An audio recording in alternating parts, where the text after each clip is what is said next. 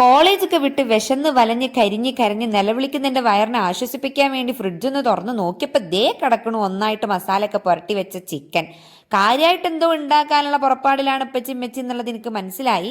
വാതിലൊക്കെ തുറന്ന് പുറത്തിറങ്ങി നോക്കുമ്പോൾ നല്ല മഴയും.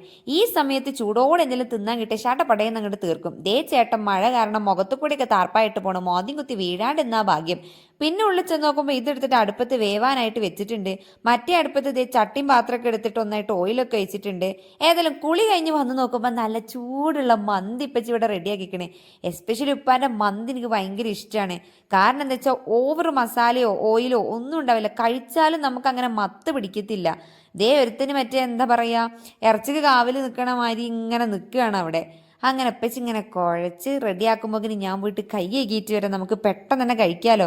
അപ്പം എല്ലാം വിളമ്പിയപ്പോഴാണ് നവീദിന് പരാതി, ഓനിക്ക് ചിക്കൻ കഷ്ണം വലുത് കിട്ടിയില്ല എന്നുള്ളത്. ഏതായാലും ഞാൻ തിന്നാൻ തുടങ്ങാട്ടോ.